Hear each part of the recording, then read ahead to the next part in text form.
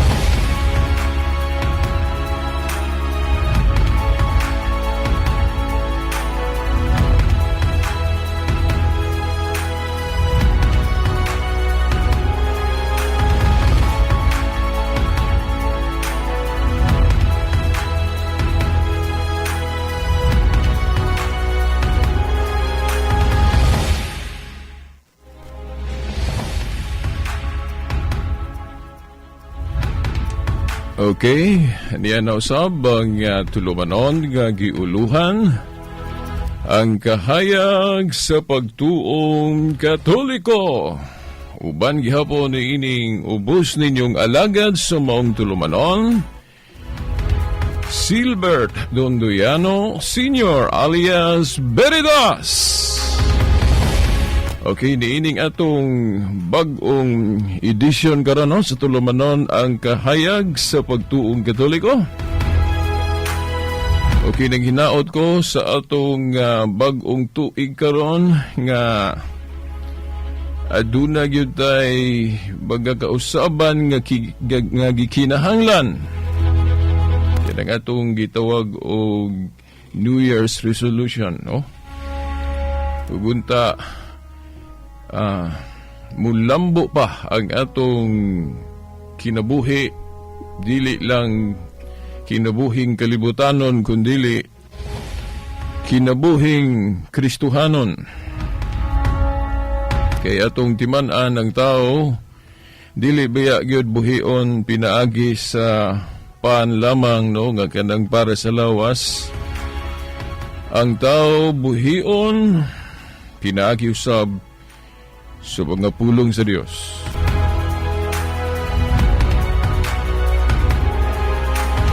Buot pasabot, buhion po ta nga giubanan gayud og pagtuo sa Dios.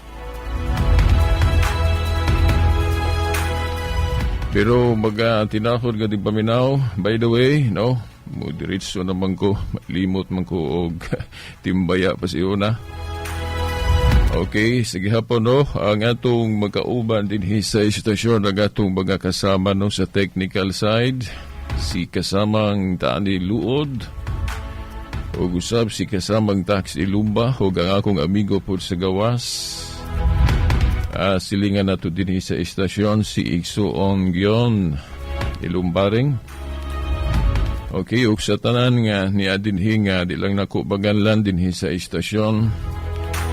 Maayong buntag kaninyo ug maayong adlaw sa Ginoo kanatong tanan. Okay, niining bag-ong edisyon, bag-ong tuig. Yang hinaot ko ninyo nga tabangan ninyo og ampo siberitas kakining atong tulumanon, kahayag sa pagtuong Katoliko, magmabungahon gayon. Okay no, mga tinahod nga tingpaminaw. By the way no, pizza sa no, sa bulan sa Enero no. Unang bulan sa tuig 2019. Okay, pizza sa Okay. Ipepani oko. Wa ko kaukab sa akong kalendaryo sa pagtuo. Okay.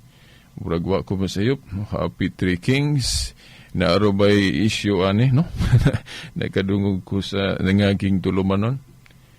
Okay, kay ang ato gong pagtuo, naamang gud tumutuo, manggutag ka ng mga tradisyon. Okay. Tradisyon nga mahimong legend, mahimong gama ra, or tinuod. Okay. Pero ang ato lang yung likayan, kanang kuan, kana bang tradisyon nga kanang gisaway sa atong Ginoo? Okay na, mabasa sa Biblia, no? Kana bang tudling di sa Biblia nga giakusar nato natong mga Katoliko kay si Kristo kuno gasaway og tradisyon, di modo at kay naaman tay tradisyon mga Katoliko, di modo gisupa kuno nato ang atong Ginoong Kristo sa iyang pagsaway sa tradisyon. Okay, dili na siya mao. Okay. Kay duha ka klaseng tradisyon no kung atong tun-an ang Biblia no. Tinuod nga kining aduna gyud tradisyon nga gisaway ang atong Ginoo. Pero kadtong tradisyon nga nahisupak sa baruganan o sa kagustuhan sa atong Ginoo. Pero dili tanang tradisyon gisupakan sa atong Ginoong Kristo. Maglaruhan na ita ana ha. Okay, pasensya na nga medyo pugoso ko mo istorya ron. Pasensya na nga medyo isuk si Veritas manulti karon, tingali sarkastiko. Pero tingali sa tingog ra ko sarkastiko karon no. Pero ang tinuod sa akong kasing-kasing, ako nahigugma kaninyong tanan.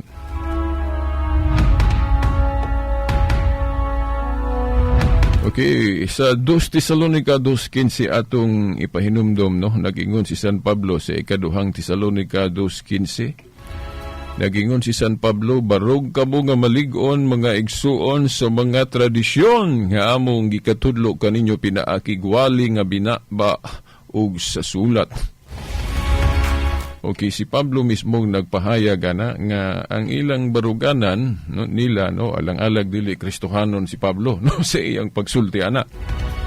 2 Tesalonica 2:15 bisan pagbasahon ng hubad nga paborito sa ato mga igsoong protestante ang King James Version no. King James Version sa 1 Juan kapitulo I'm sorry. Nasayop. Okay, sa 2 Tesalonica 2:15, no? Ikaduhang Tesalonica, Kapitulo 2, versikulo 15. Ang saging ipamulong ni Pablo diha, no? Sa King James, klaro yun ang pulong tradisyon. Ingon si Pablo, hupti ninyo ang mga tradisyon nga among gikatudlo kaninyo pinaagigwali nga binaba ug sa sulat.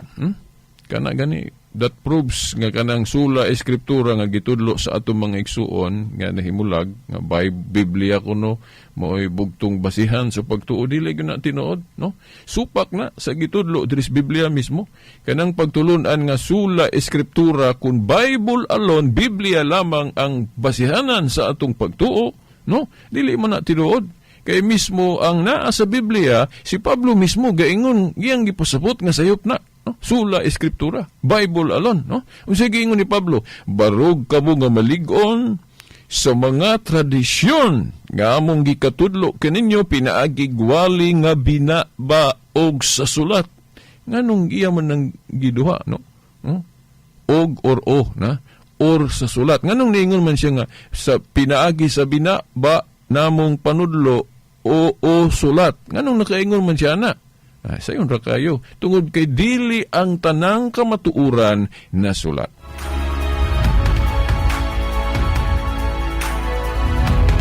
Okay na ilaing bersikulo mo suporta ana. Juan 21:25. Unsa may giingon diha?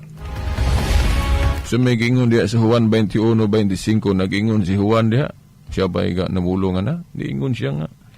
Ako rin basahon diri sa King James Version.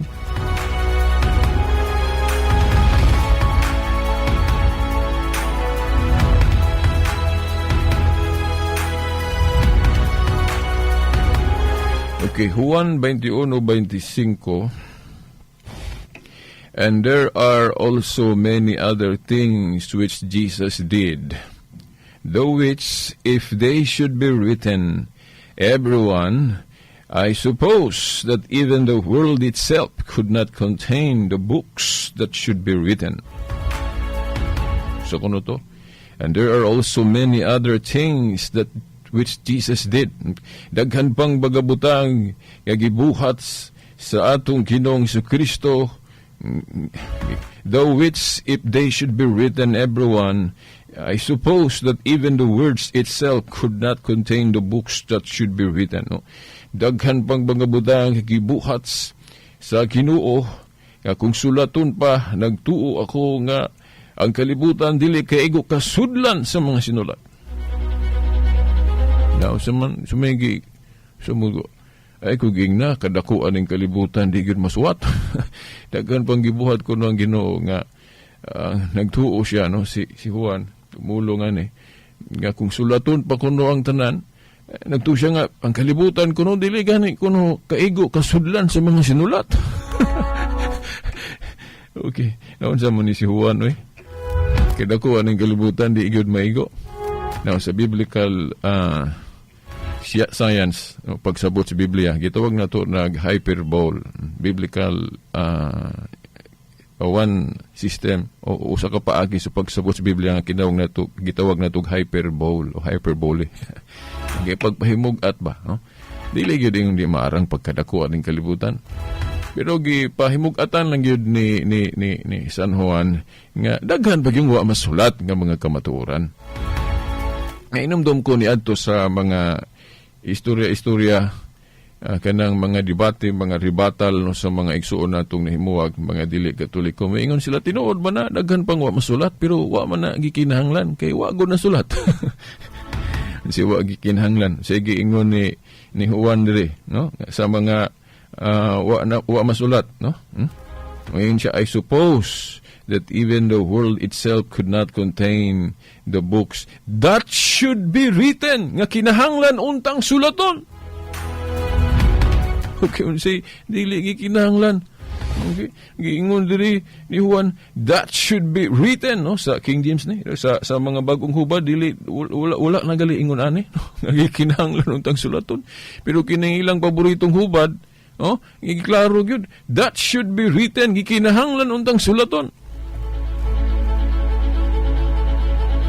Bisan pag wala ning bersikulo ha, no?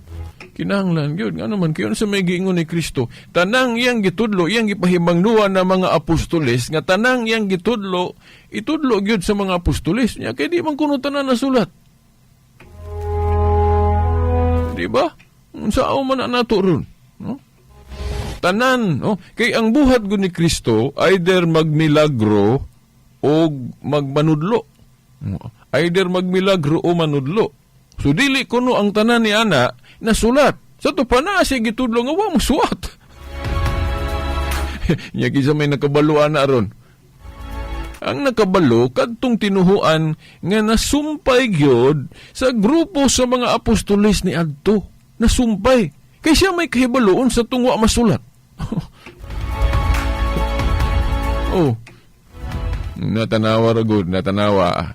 Kanang Bible alone ninyo, kanang pagkabukis ninyo, unsa may napala ninyo, wa mo kay balo atong wa na masulat. Plus gud anang solemnity of the Sabbath nga tinuod Sabado man gyud siya sa una.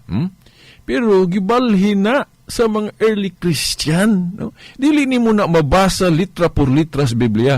Diya, no? Mao nang naay katong gisuwat ni katong sa kapari nga si Gibbons ba to? Nga ilagay ng basa-basahon niingon nga nowhere can be found. Wa gyud babasa diha bisag usa ka bersikulo kuno sa Biblia kanang pagbalhin gikan sa Sabado nga tus Domingo. Tinuod bitaw na. Litra por litra. Di tang kabasa, no? Ang kanang kuman, kanang mando, nga ibalhin gikan sa Sabado nga tus Domingo. Oh? Pero sa tradisyon, klaro kayo na. Klaro kayo na sa tradisyon. Now, sa Biblia, naalay mga implication, naalay mga pagpasabot, no? Nga mabalhin gayod. Nga nung mabalhin gayod, kay duha manggod kakubinant ning gitudlo sa Biblia. Daan og bag-o. Nya sa Jeremias Kapitulo 31, versikulo 31 hangtod 32, kanang duha kakubinant managlahi na, dili parihas. Nakaroon kung muingon kag parihas, sa ito pa namakak ng giingon ni Jeremias sa 31, versikulo 31 ug 32 nga dili parihas ang daang kasabutan ug bago. Nganong dili na parihas, no? Kay dili magyud parihas ng kung parihas pa nganong maghimo magbago kung maura tong daan, di ba? Unya kanang Sabat god, timan kanang Sabat giapil na ni Pablo paghisgot sa mga ceremonial thing. Nga kay balo mga Seventh-day Adventist ana, basta ceremonial gali nga essence of the law gitapos na ni Kristo sa krus. Ceremonial essence of the law. Kay kung wala pa kung kanang Sabat wa gi mausab ana, nganong giapil man na ni Pablo diha nga apil sa mga ceremonial diha sa Kolosas 2:14 hangtod 17. Tanawa. Pero atong iklaro ha, atong i-qualify. No? Atong i-qualify. Atong i-qualify, no? Ang Sabat, duha ka elemento. Duha ka elemento ang Sabat, no? Una, di na to kalimtan, moral. Kanang moral sa Sabat, maunay dili gyud mawala. Padayon gyud na, no? Mo bitaw diha sa Hebrehanon Kapitulo 4 bersikulo 8, unsay giingon diha nga naaghapoy Sabado. Una aghapoy pahulay. Pero bantay ta, kanang pag-ingon diha nga nagapoy Sabado, dili na sabton 7th day of the week. Kay kanang Sabado gubod, double meaning na. Duha ka buki pasabot na. Mahimong sabton, unang pagsabot ana, 7th day of the week, kun Saturday. Ikaduhang pagsabot ana, pahulay. O naagihapoy pahulay. No, bantay ta ng uban, mubasa, ditsuon jog Sabado. Den dili nila i-qualify, dili nila ipasabot ba, kung sige gitumbok, kung sige pasabot ana. Kaya ilang limbungan ng mga tao ba nga, kinahanglan 7th day of the week gihapon. No, dili. Naagihapoy Sabado. No? Naagihapoy pahulay. Kanang sa Isaias mo, mampun na. No? Isaias 66 nga, bisan sa bagong langit ug bagong yuta, naagihapoy, adlaw sa pagsimba. Pero kung kag maura baghapong adlaw, dili. Kung atog yung tud-an ang tibuok history sa Christianity, ano man, bisan sa Biblia, gipasabot na daan, naghisgot naglayang adlaw sa mahulay. Hebrehanon 4:8, no?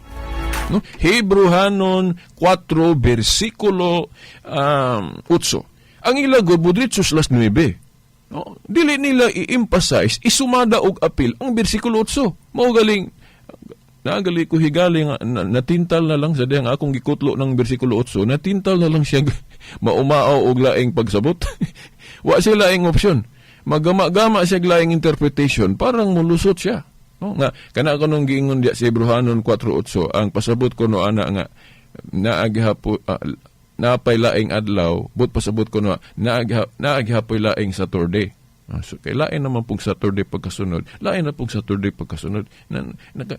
Natintal na lang siya gama-gama o interpretation ngayong nana, no? Para lang makalusot. Pero kung tunan yun na to ang tibuok istorya sa Christianity, nabalhin yun ang pagpatunungan ng 7th day. No, basa na kung katikismo. Katikism na to, number 1166. Giingon diha nga ang Lord's Day, the day of resurrection, gitawag diha 7th day. Kung atong sabton, bag-ong 7th day. Bag-ong 7th day, no? No, ang moral thing sa Sabat, nga naagyapoy pahulay, no? ikapito na human sa unom kaadlaw sunod-sunod nga trabaho. Ang pagpatunong anang ikapito mao na seremonyal. Mao na wala mahibaw isa atong mga igsuong Seventh-day Adventist. Nganong seremonyal ang pagpatunong anang Seventh-day o asa na matunong tungod kay ang balaod wala mag-specify. Unsang adlaw jud ka diha sa semana mo sugod og trabaho. Igura giingon diha sa unom kaadlaw mo trabaho ka ikapito pahulay.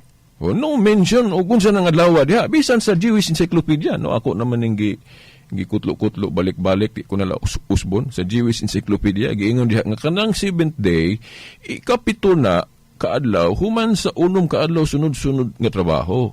Wala na mag-specify diha unsa gyud nga adlaw. Nauna tunong lang sa Jewish Sabbath na tunong nag seventh day of the week mo na nga way lalis Jewish Sabbath seventh day of the week kun Saturday.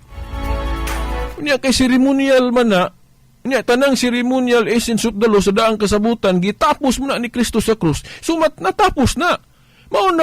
Maunang maghisgot na puglaing adlaw, mo na Hebrehanon 4:8, mo nang diskubriho na to unsang adlaw na. Pero ug moingon sila nga, ug moingon pud mo nga, ngano man lagi si Kristo nagrespeto man, ibutang talang nagpahulay man.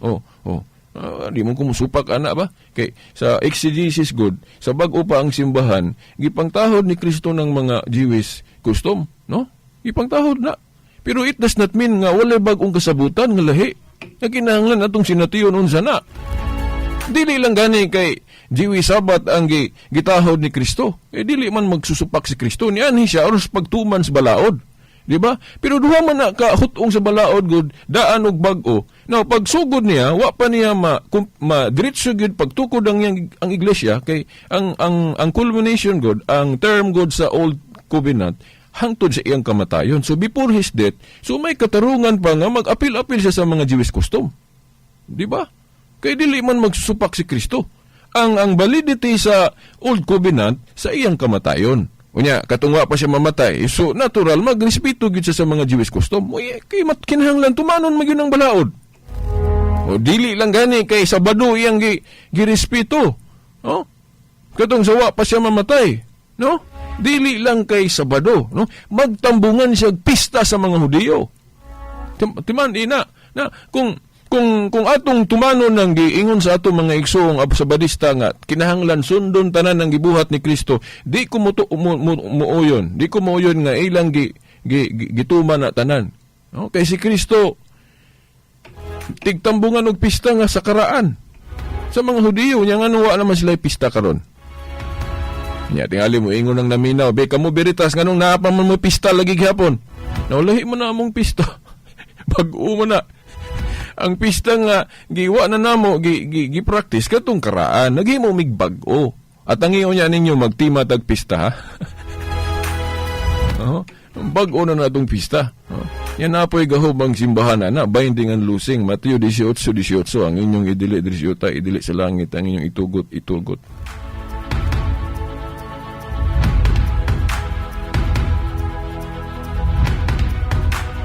Okay, 2 minutos na malang, 3 minutos na malang nahibilin.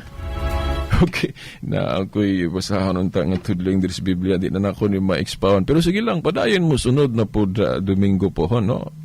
Okay, continue pa maghihapon ni atong tulumanon. Pero, by the way, no, malimot unya ko, karong adlaw Domingo man, so, unya, naamay sangka sa katarungan, basig makaapil ko, at ang ipod ninyo, ang mga alauna, no? Unya.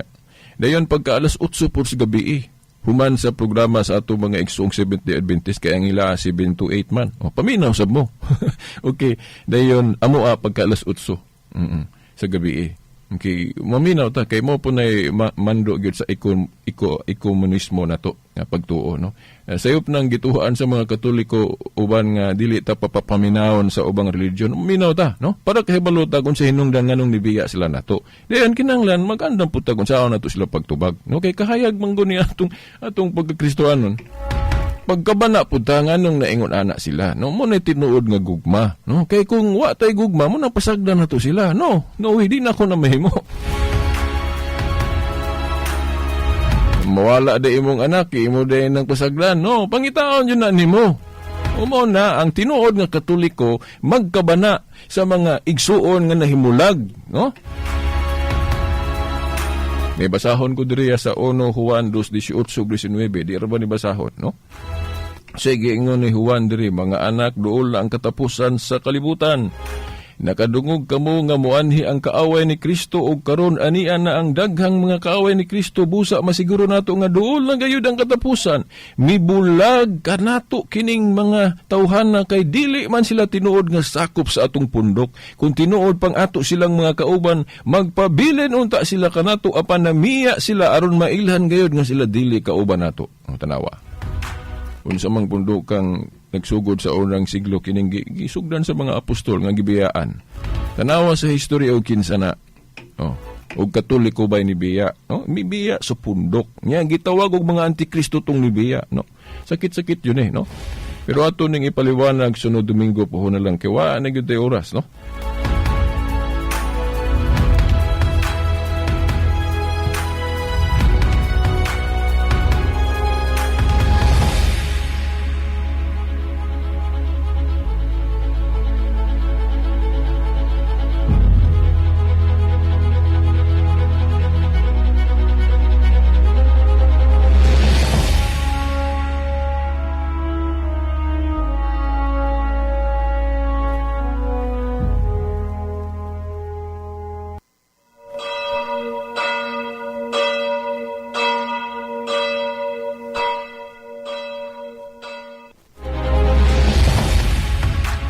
Okay, sa ngalan na lang sa atong mahal nga inahan, Mother Mary, mga kadagkuan sa atong simbahan.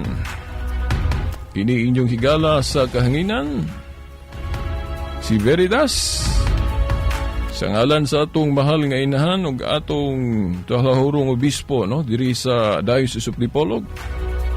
Sa ngalan sa Amahan, sa Anak, sa Espiritu Santo. Amen.